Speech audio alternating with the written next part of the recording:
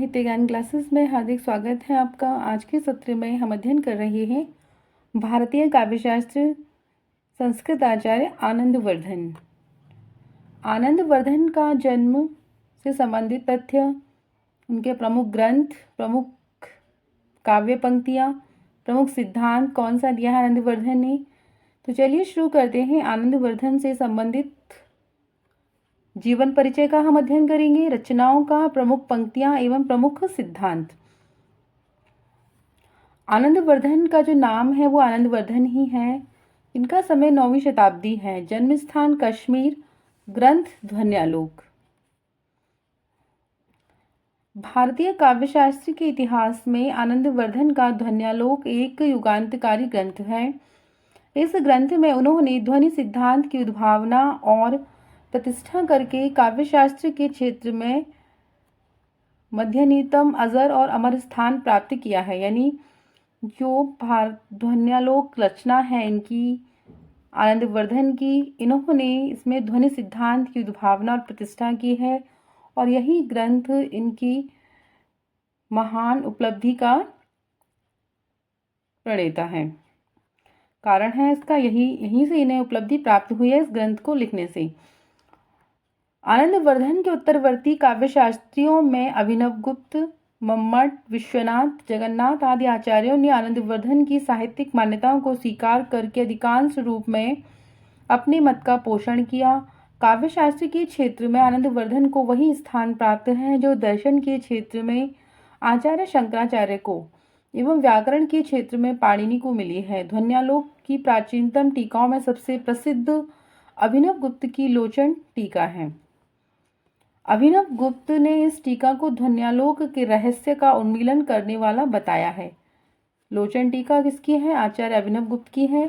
और किसके विषय में है? ध्वन्यालोक के ऊपर उन्होंने लिखी है। ध्वन्यालोक के रचनाकार ध्वनिवादी आनंदवर्धन ने ध्वनि को काव्य की आत्मा माना है। यानी ध्वनि को उन्होंने काव्य की आत्मा माना है और कहा है काव्यास्मा रीत ध्वनि रीत बुद्धि सम्मानार्थ पूर्वम। ध्वनि संप्रदाय के प्रवर्तक आनंदवर्धन पंडित जगन्नाथ के शब्दों में साहित्य शास्त्र के मार्ग व्यवस्थापक थे। इनकी ध्वन्यालोक रचना में 4 अध्याय जो मूलतः वृत्त एवं कारिकाओं सूत्र की व्याख्या के रूप में लिखित हैं। तो महत्वपूर्ण प्रश्न है कि ध्वन्यालोक जो ग्रंथ है, इस ग्रंथ में कितने अध्याय हैं? 4 अध्याय हैं। और क्या है उनमें? जो मूलतः वृत्त कारिकाओं के रूप में लिखित हैं। आनंदवर्धन की जो 5 रचनाएं हैं वो कौन कौन सी हैं? ध्वन्यालोक, अर्जुन चरित, ये महाकाव्य है। विषम वाणलीला, ये खंड काव्य है। 4 नंबर की है देवी शतक, ये श्रोत काव्य है। धर्मोत्तमा टीका, ये दर्शन ग्रंथ है। आनंदवर्धन की ख्याति का आधार स्तंभ ध्वन्यालोक जो उनकी सबसे पहली रचना है। इस रचना के 3 अंश हैं। कारिका जिसमें 129 संख्या, वृत्ति कारिकाओं की गद्य में व्याख्या, उदाहरण, इनका दार्शनिक ग्रंथ है। धर्मोत्तमा बौद्ध शास्त्रिया धर्मकीर्ति प्रमाण विनिश्चय नामक ग्रंथ की टीका। आचार्य आनंदवर्धन ने ध्वनि सिद्धांत का मूल आधार व्यंजना शब्द शक्ति को माना है। किसको माना है? व्यंजना शब्द शक्ति को। इन्होंने प्रतीयमान अर्थ की प्रतिष्ठा की जिसका अर्थ व्यंग्यार्थ है। अभिलक्षणा से भिन्न व्यंजना नामक शब्द व्यापार आनंदवर्धन की देन है।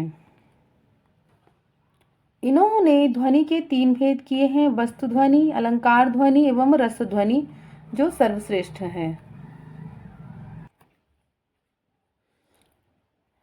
आचार्य आनंदवर्धन ने ध्वनि के कितने भेद किए हैं? 3, वस्तु ध्वनि, अलंकार ध्वनि एवं रस ध्वनि। ये क्या है? रस ध्वनि सर्वश्रेष्ठ है। आनंदवर्धन ने अलंकार को काव्य का बाह्य शोभा व्यापक धर्म मानकर उसे कटक कुंडल की भांति स्थान दिया है। आनंदवर्धन को रस को ध्वनि के साथ प्रयुक्त करने का श्रेय है। आनंदवर्धन ने क्या किया है कि रस के साथ उन्होंने ध्वनि को भी उपयुक्त माना है। व्यंग्यार्थ के आधार पर इन्होंने काव्य का ध्वनि काव्य, गुणीभूत व्यंग एवं चित्र काव्य ध्वनि 3 भेद भी किए हैं। इन्होंने गुण और अलंकारों का भेद प्रतिपादन किया। तथा गुणों का रस से सहज संबंध मानते हुए संघटना को अनिवार्य संबंध नहीं माना है इन्होंने। ध्वन्यालोक पर 2 प्राचीन टीकाएं हैं। लोचन ये अभिनव गुप्त द्वारा रचित है, महत्वपूर्ण है, एवं चंद्रिका अज्ञात नाथ कृत।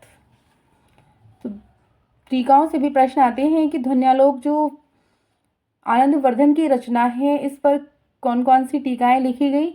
तो लोचन नाम से जो लिखी है, लोचन नामक शीर्षक से अभिनव गुप्त ने लिखी है, और चंद्रिका अज्ञातनाथ कृत के। तो आज के सत्र में इतना ही। हमने आनंदवर्धन की रचनाओं का अध्ययन किया। अगर आपने चैनल सब्सक्राइब नहीं किया है तो चैनल को सब्सक्राइब कीजिए, वीडियो को लाइक कीजिए, शेयर कीजिए, कमेंट्स कीजिए। आगे के सत्रों में जुड़े रहिए। धन्यवाद।